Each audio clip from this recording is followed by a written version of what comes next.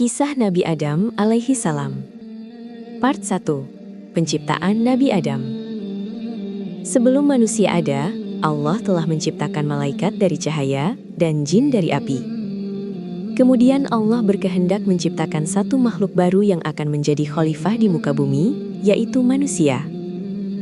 Allah menciptakan Nabi Adam alaihi salam dari tanah.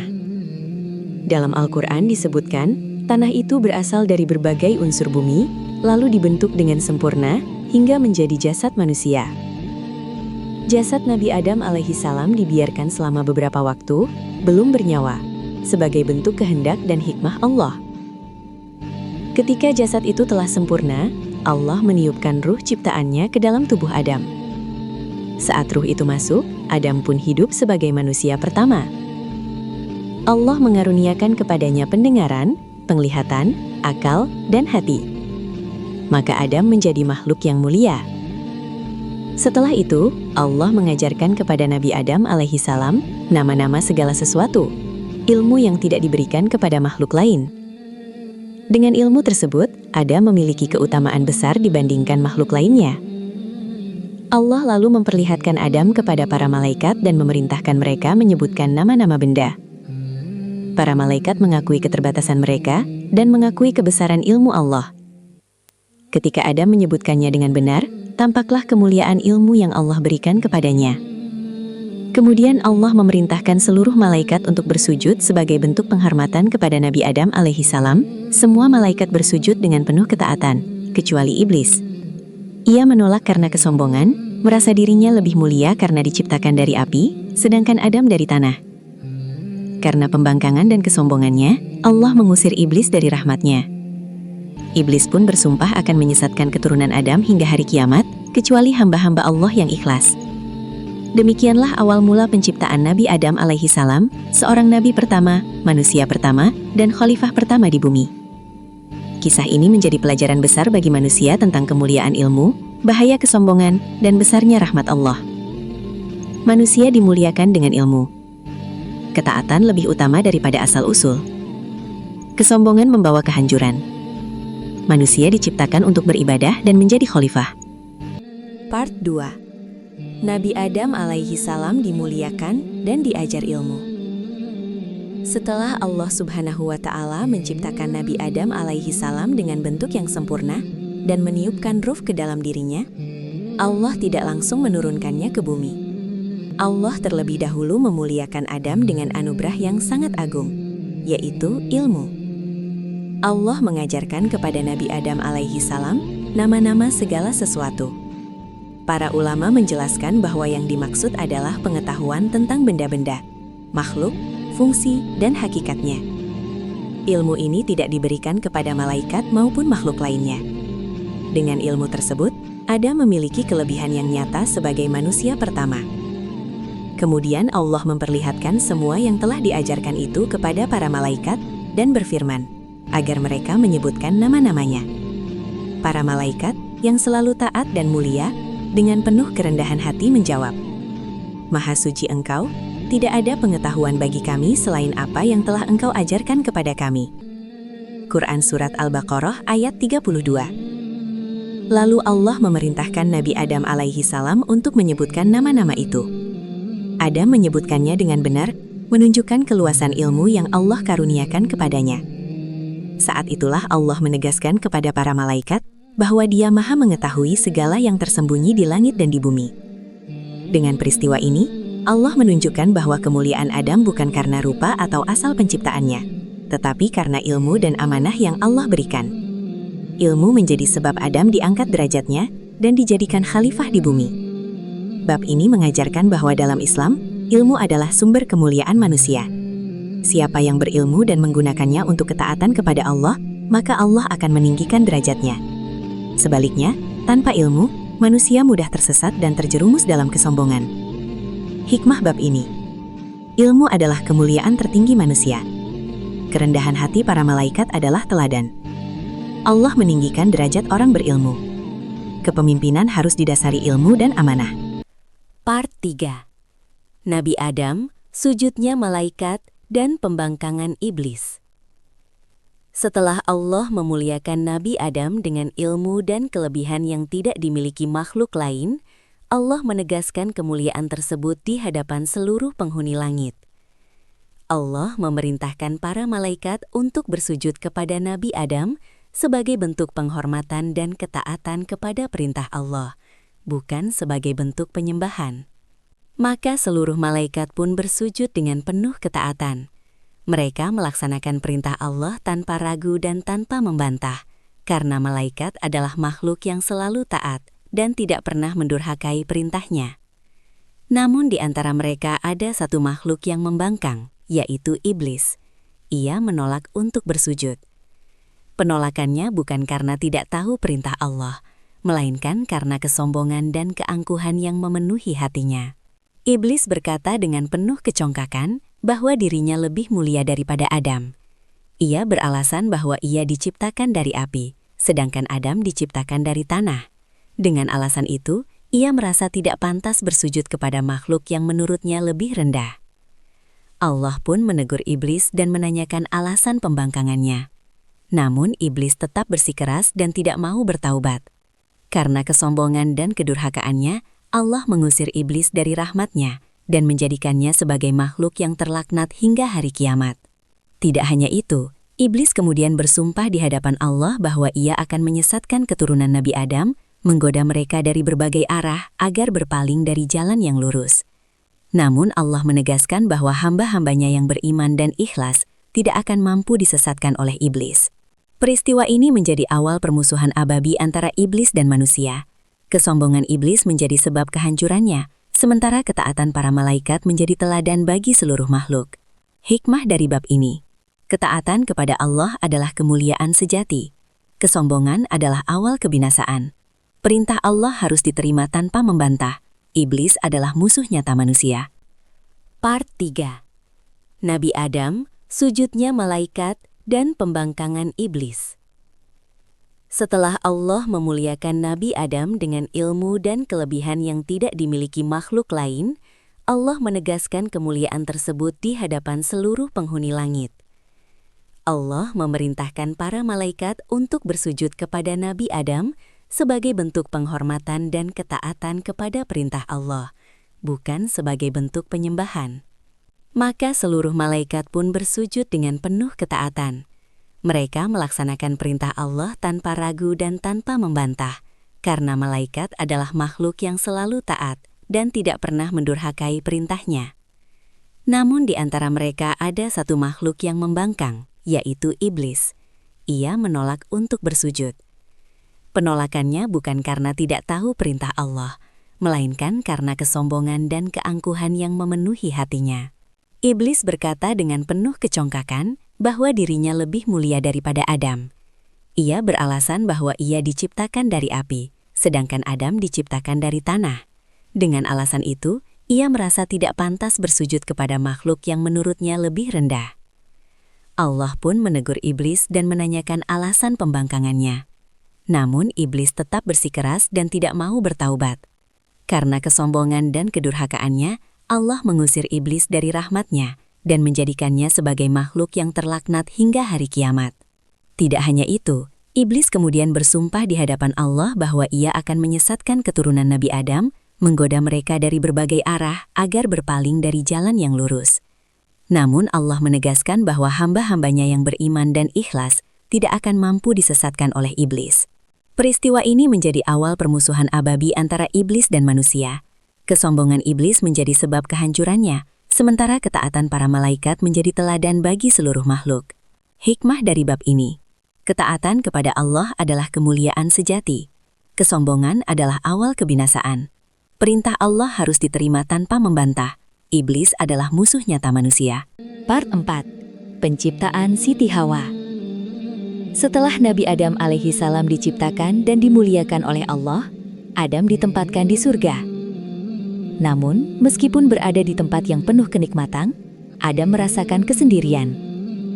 Allah yang Maha mengetahui keadaan hambanya, berkehendak menciptakan seorang pendamping bagi Adam, agar ia hidup dengan ketenangan dan kasih sayang.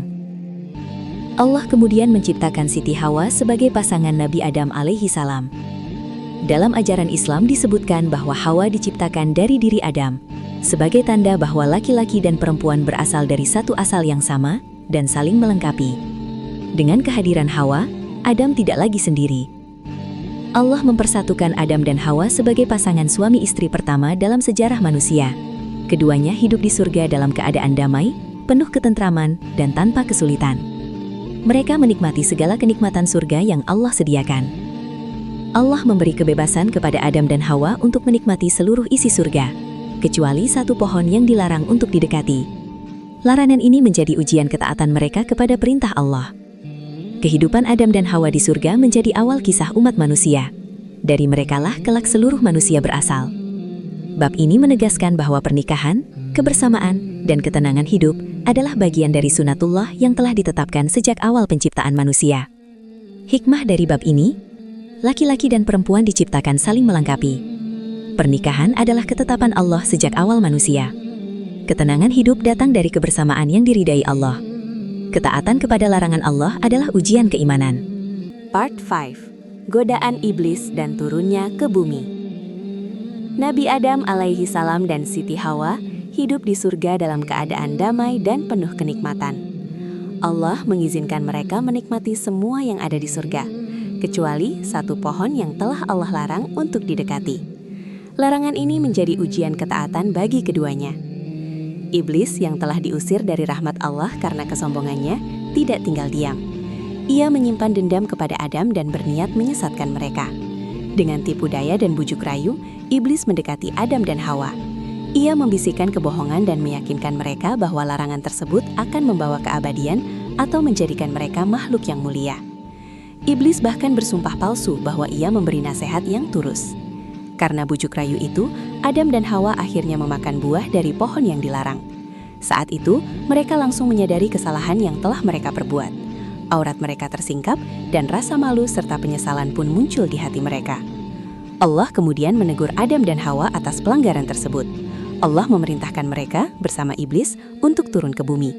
Turunnya mereka ke bumi bukan semata-mata hukuman, tetapi juga bagian dari ketetapan Allah agar manusia menjalani kehidupan sebagai khalifah dan menghadapi ujian iman. Allah menegaskan bahwa di bumi manusia akan hidup sementara, saling bermusuhan dengan iblis, dan akan datang petunjuk dari Allah. Barang siapa mengikuti petunjuknya, maka ia tidak akan sesat dan tidak akan celaka. Peristiwa ini menandai awal kehidupan manusia di bumi dan dimulainya perjuangan antara kebenaran dan kebatilan. Adam dan Hawa menjadi teladan bahwa manusia bisa tergelincir, tetapi tidak boleh putus asa dari rahmat Allah. Hikmah dari bab ini, iblis adalah musuh nyata manusia. Tipu daya setan selalu dibungkus kebohongan. Larangan Allah adalah ujian ketaatan. Kehidupan di dunia adalah tempat ujian. Pintu taubat selalu terbuka. Part 6. Taubatnya Nabi Adam alaihi salam. Setelah Nabi Adam alaihi salam dan Siti Hawa diturunkan ke bumi karena melanggar larangan Allah, hati mereka dipenuhi penyesalan yang mendalam. Mereka menyadari bahwa kesalahan yang terjadi bukan karena paksaan, melainkan karena kelemahan mereka dalam menghadapi godaan iblis. Berbeda dengan iblis yang membangkang dan membela kesalahannya, Nabi Adam alaihi salam tidak menyalahkan siapapun. Ia tidak beralasan, tidak membantah, dan tidak membenarkan perbuatannya. Adam dan Hawa justru segera kembali kepada Allah dengan penuh kerendahan hati. Allah kemudian mengajarkan kepada Nabi Adam alaihi salam kalimat-kalimat taubat, sebuah doa yang tulus dari hati yang hancur oleh penyesalan. Wahai Tuhan kami telah menzolimi diri kami sendiri. Jika Engkau tidak mengampuni kami dan memberi rahmat kepada kami, niscaya kami termasuk orang-orang yang rugi. Al-A'raf 23. Dengan doa itu, Nabi Adam alaihi salam dan Siti Hawa memohon ampunan Allah siang dan malam. Mereka menangis, menyesal, dan berjanji tidak akan mengulangi kesalahan tersebut. Allah yang Maha Pengampun lagi Maha Penyayang menerima taubat Nabi Adam alaihi salam. Allah menghapus dosa mereka dan mengaruniakan petunjuk sebagai bekal hidup di bumi. Taubat ini menjadi taubat pertama dalam sejarah manusia. Peristiwa ini mengajarkan bahwa kesalahan bukan akhir segalanya, selama seorang hamba mau kembali kepada Allah dengan tulus. Nabi Adam alaihi salam menjadi teladan utama bahwa manusia terbaik bukanlah yang tidak pernah salah, tetapi yang segera bertaubat ketika berbuat dosa. Hikmah dari bab ini, Taubat adalah jalan kembali kepada Allah. Mengakui kesalahan lebih mulia daripada membela diri. Allah Maha Pengampun bagi hamba yang tulus. Jangan berputus asa dari rahmat Allah. Perbedaan antara sikap Adam dan iblis adalah kunci keselamatan. Part 7. Kehidupan Nabi Adam alaihi salam di bumi. Setelah taubat Nabi Adam alaihi salam diterima oleh Allah, Adam dan Siti Hawa memulai kehidupan baru di bumi. Kehidupan di bumi sangat berbeda dengan kehidupan di surga. Di dunia, mereka harus menghadapi kekelalahan, kesusahan, dan berbagai ujian. Namun Allah tidak membiarkan mereka tanpa petunjuk. Allah menjadikan Nabi Adam alaihi salam sebagai nabi pertama dan manusia pertama di bumi. Adam menerima wahyu dan perintah untuk menyampaikan ajaran tauhid, yaitu menyembah Allah semata dan menjauhi tipu daya iblis. Adam mengajarkan keturunannya tentang ketaatan, ibadah, dan akhlak yang baik. Untuk memenuhi kebutuhan hidup, Nabi Adam alaihi salam diajari berbagai keterampilan.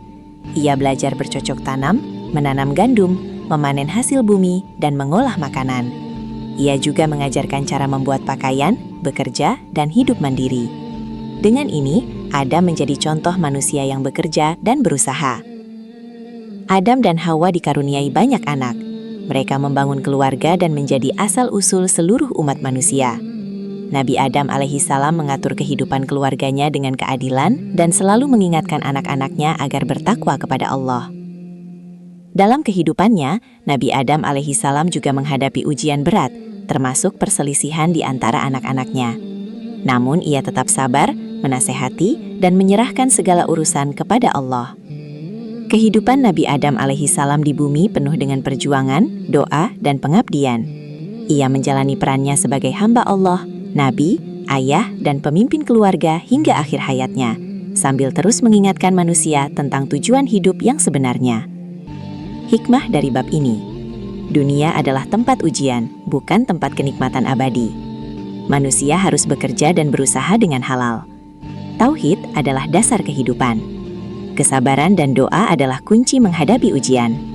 Nabi Adam adalah teladan manusia seutuhnya. Part 8. Kisah putra-putra Nabi Adam, Qabil dan Habil. Nabi Adam dan Siti Hawa dikaruniai banyak anak. Di antara putra-putra mereka yang paling dikenal adalah Qabil dan Habil. Keduanya tumbuh dalam bimbingan langsung Nabi Adam. Diajarkan tentang tauhid, ketaatan kepada Allah, dan hidup dengan kejujuran. Qabil dan Habil memiliki pekerjaan yang berbeda. Qabil bekerja sebagai petani, sedangkan Habil adalah seorang peternak. Pada suatu waktu, Allah memerintahkan mereka untuk mempersembahkan kurban sebagai bentuk ketaatan dan pendekatan diri kepadanya. Habil mempersembahkan hasil ternak terbaiknya dengan hati yang ikhlas. Sementara itu, Qabil mempersembahkan hasil pertanian yang kualitasnya buruk dan dilakukan tanpa keikhlasan. Allah menerima kurban Habil dan menolak kurban Qabil. Tanda diterimanya kurban pada masa itu adalah datangnya api dari langit yang melahap kurban tersebut. Penolakan ini membuat Qabil dipenuhi rasa iri dan dengki. Alih-alih memperbaiki niat dan amalnya, Qabil justru menyimpan kebencian kepada saudaranya. Ia mengancam akan membunuh Habil. Namun Habil dengan penuh ketakwaan menasihati saudaranya agar takut kepada Allah dan menahan diri dari perbuatan dosa. Iri hati Qabil akhirnya mengalahkan akalnya.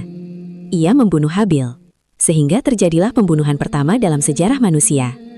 Setelah itu, Qabil diliputi kebingungan dan penyesalan, karena ia tidak tahu bagaimana memperlakukan jasad saudaranya. Allah kemudian memperlihatkan kepadanya seekor burung gagak yang menggali tanah untuk mengubur bangkai gagak lainnya. Dari peristiwa itu, Qabil belajar cara menguburkan jenazah. Ia pun menyesal, tetapi penyesalan itu tidak disertai taubat yang tulus. Kisah ini menjadi peringatan besar bagi umat manusia tentang bahaya iri hati, kebencian, dan hawa nafsu yang tidak dikendalikan. Hikmah dari bab ini: amal diterima karena keikhlasan dan ketakwaan. Iri dan dengki dapat membawa kehancuran. Kesabaran dan ketakwaan adalah jalan keselamatan. Pembunuhan adalah dosa besar. Penyesalan tanpa taubat tidak membawa keselamatan. Part 9. Dakwah dan wasiat Nabi Adam alaihi salam. Setelah menjalani kehidupan yang panjang di bumi dan menyaksikan berbagai peristiwa di tengah keturunannya, Nabi Adam alaihi salam terus melaksanakan tugas utamanya sebagai nabi dan rasul pertama, yaitu berdakwah mengajak manusia kepada tauhid. Nabi Adam alaihi salam mengajarkan kepada anak-anak dan keturunannya bahwa Allah adalah satu-satunya Tuhan yang wajib disembah. Tiada sekutu baginya. Ia memperingatkan mereka agar tidak mengikuti bisikan iblis, musuh nyata manusia, dan agar selalu taat kepada perintah Allah serta menjauhi larangannya. Dalam dakwahnya, Nabi Adam alaihi salam menekankan pentingnya iman, ibadah, dan akhlak yang baik. Ia mengajarkan cara berdoa, bersyukur atas nikmat Allah, bersabar dalam ujian, serta berlaku adil dan saling menyayangi di antara sesama manusia. Menjelang akhir hayatnya, Nabi Adam alaihi salam memberikan wasiat yang sangat berharga kepada keturunannya. Ia berpesan agar mereka tetap berpegang teguh pada agama Allah, menjaga sholat dan ibadah, serta meneruskan dakwah tauhid dari generasi ke generasi. Dalam beberapa riwayat disebutkan bahwa Nabi Adam alaihi salam mewasiatkan kepemimpinan dan amanah agama kepada putranya yang soleh, Nabi Syits alaihi salam, agar risalah tauhid tetap terjaga setelah wafatnya. Nabi Adam alaihi salam juga mengingatkan bahwa kehidupan dunia hanyalah sementara, sedangkan akhirat adalah tujuan akhir. Ia mengajak keturunannya untuk mempersiapkan bekal dengan amal soleh dan ketaatan kepada Allah. Dakwah dan wasiat Nabi Adam alaihi salam menjadi pondasi utama ajaran tauhid yang kelak diteruskan oleh para nabi dan rasul setelahnya. Hikmah dari bab ini: tauhid adalah warisan terbesar para nabi. Dakwah adalah tugas sepanjang hayat. Nasihat orang tua adalah amanah yang berharga. Kepemimpinan harus diberikan kepada yang soleh. Dunia hanyalah tempat persinggahan. Part 10. Meninggalnya Nabi Adam alaihi salam. Setelah menjalani kehidupan yang sangat panjang di bumi, dipenuhi dakwah, ibadah, dan nasihat kepada keturunannya, tibalah saat yang telah ditetapkan Allah Azza wa Jalla bagi Nabi Adam alaihi salam untuk kembali kepadanya. Dalam berbagai riwayat disebutkan bahwa usia Nabi Adam alaihi salam mencapai sekitar 930 tahun. Sepanjang hidupnya, beliau tetap teguh mengajarkan tauhid dan ketaatan kepada Allah. Menjelang wafatnya, Nabi Adam alaihi salam berada dalam keadaan beriman dan berserah diri kepada kehendak Allah. Sebelum wafat, Nabi Adam alaihi salam kembali menegaskan wasiatnya kepada anak-anaknya agar tetap menyembah Allah semata, menjauhi kesyirikan, dan mengikuti jalan para nabi. Ia juga menyerahkan amanah kepemimpinan dan risalah tauhid kepada putranya yang soleh, Nabi Syits alaihi salam. Ketika ajal tiba, para malaikat datang dengan penuh penghormatan. Dalam beberapa riwayat disebutkan bahwa malaikat mengajarkan tata cara memandikan, mengafani, mensyalatkan, dan menguburkan jenazah Nabi Adam alaihi salam. Dengan demikian, wafatnya Nabi Adam menjadi peristiwa kematian pertama yang sempurna tata caranya dalam sejarah manusia. Nabi Adam alaihi salam kemudian dimakamkan, dan keturunannya melanjutkan kehidupan di bumi dengan membawa warisan agung berupa iman, tauhid, dan petunjuk Allah. Wafatnya Nabi Adam alaihi salam menandai berakhirnya kehidupan manusia pertama, namun ajarannya tetap hidup dan menjadi dasar risalah para nabi setelahnya hingga Nabi Muhammad alaihi salam. Hikmah dari bab ini: setiap yang bernyawa pasti akan mati. Usia panjang harus diisi dengan ketaatan. Wasiat tauhid adalah warisan terbaik. Kematian adalah awal perjalanan menuju akhirat. Para nabi adalah teladan hingga akhir hayat. Demikianlah kisah Nabi Adam alaihi salam, manusia pertama dan nabi pertama yang mengajarkan kepada kita bahwa hidup bukan tentang siapa yang paling sempurna, tetapi siapa yang paling tunduk kepada Allah, paling cepat kembali saat salah, dan paling ikhlas dalam beramal. Dari tanah kita diciptakan, dengan ilmu kita dimuliakan, dengan ujian kita ditempa, dan dengan taubat kita diselamatkan. Kisah Nabi Adam bukan sekadar cerita masa lalu, melainkan cermin bagi kehidupan kita hari ini. Masih banyak kisah para nabi dan teladan agung yang penuh hikmah, pelajaran iman, dan nasihat kehidupan yang akan terus menguatkan hati kita di jalan Allah. Jangan lewatkan kisah-kisah berikutnya, kisah yang bukan hanya untuk didengar, tetapi untuk direnungkan dan diamalkan. Jika kisah ini bermanfaat dan menyentuh hati, jangan lupa untuk like, bagikan, share agar menjadi amal jariah, tuliskan komentar sebagai bentuk dukungan, dan subscribe agar tidak tertinggal kisah-kisah Islami selanjutnya. Semoga Allah memberkahi kita semua dengan ilmu yang bermanfaat dan hati yang selalu kepadanya. Sampai jumpa di kisah berikutnya.